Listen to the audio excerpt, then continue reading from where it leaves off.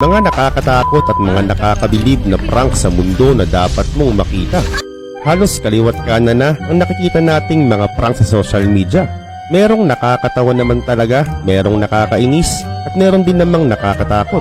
Pero sa kabilang banda, yung mga prank na nakikita mo sa internet ay walang-wala yan sa mga legit prank na ibabahagi ko sa inyo ngayon. Kaya naman simulan na natin.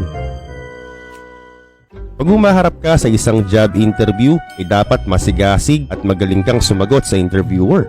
Minsan kabado ka at kadalasan nakakautal pa nga. Kaya naman ng LG company ay nagsagawa ng isang kakaibang bagay para mas lalong kabahan ng mga aplikante.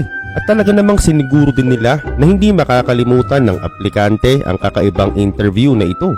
Ang ginawa nila ay ganito. Naglagay sila ng HD TV sa dingding ng opisina.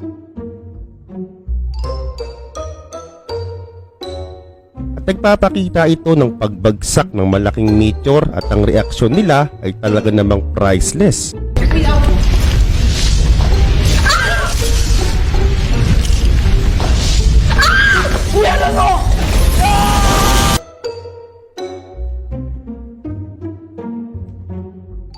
Ang mga kalye sa London, madalas merong mga sinasagawang kakaibang mga bagay.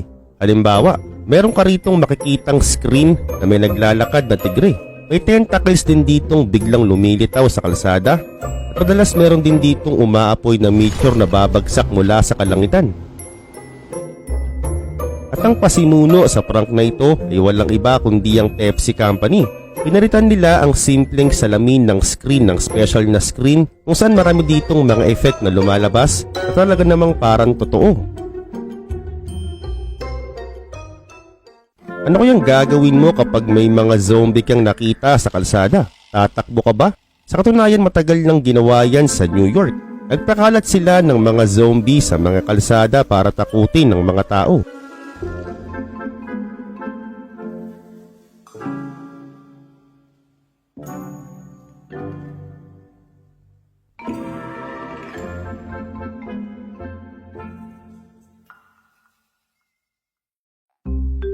At kung kanina LG ang may dahilan ng prank, ay ngayon namarangk na naman sila. Ang tawag sa prank na ito ng LG ay Real It's Scary. Naglagay sila ng napakalinaw na monitor sa sahig ng elevator at ito ang nangyari.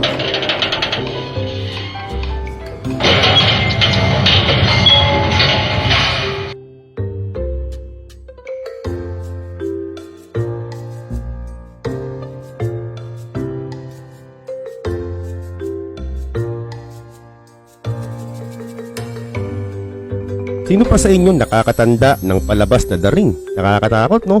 I-release ang palabas na ito noong 2002. Ito yung merong babaeng mahaba ang buhok na gumagamang papalabas ng TV.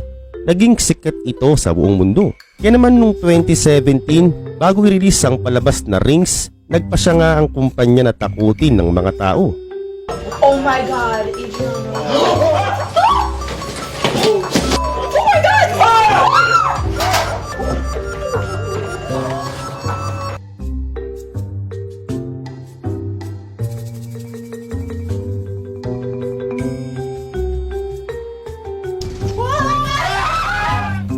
Muli, isa na naman itong job interview pero this time mas kakaiba. In-interview niya ang mga aplikante at ang trabaho na gagawin nila ay 24/7. No rest days, no vacation leave, no holidays at iba pa. At ang nakakagulat pa nga dito, walang sweldo. 365 days working, no rest and no pay. Panoorin mo ang maikling clip na ito. That you must be able to work standing up most or really all of the time, constantly on your feet, constantly bending over, constantly exerting yourself, a high level of stamina. For how many hours? 135 hours to unlimited hours a week. It's basically 24 hours a day, 7 days a week. I'm sure you'll have a chance from time to time to maybe just sit down here and there, yeah? You mean like a break? Yeah. No, there are no breaks available. Is that even legal? Oh yeah, of course. At sa huli ni-reveal nila, ang tinutukoy pala nila dito ay ang mga ina o mga nanay. Ang mga nanay na walang tigil sa pagtatrabaho sa bahay ng walang pahinga at walang bayad. Done eating their lunch. Now this position requires excellent negotiation and interpersonal skill. We're really looking for someone that might have a degree. Excuse me? No. Nobody's doing that for free. Yeah, You pro crazy? bono, completely for free. No. What if I told you there's someone that actually currently holds this position right now? Billions of people, actually. Who? Moms.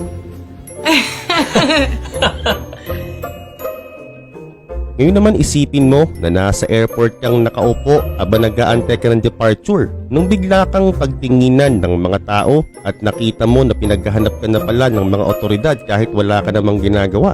Sa katunayan, nangyari na yan sa isang paliparan. Sabay-sabay nating panoorin ng clip na ito.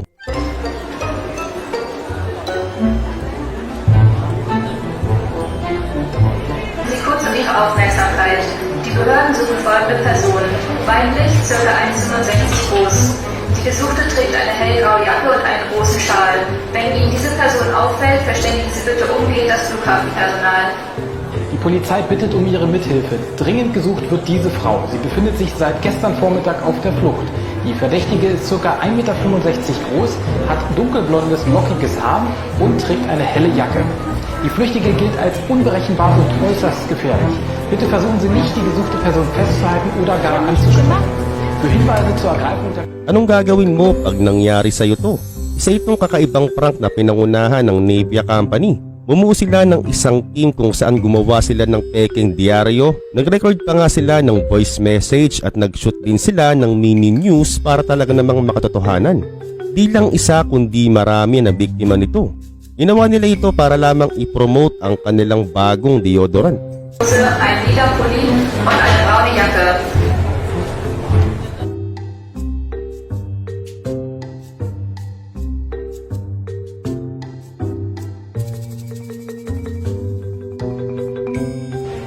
Sind Sie gestresst? Sie sehen so gestresst aus. Da hätten wir was für Sie.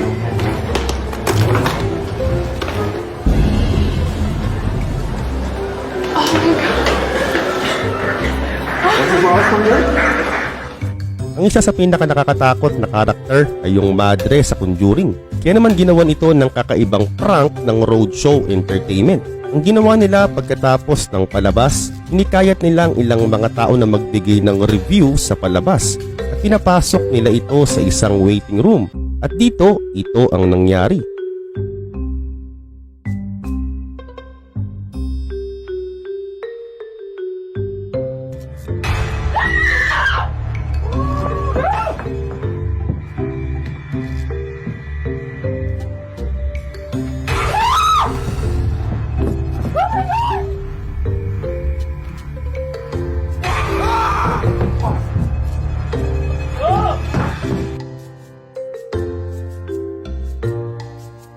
Ngayon ikaw, anong prank dyan ang hindi mo aakalaing prank pala?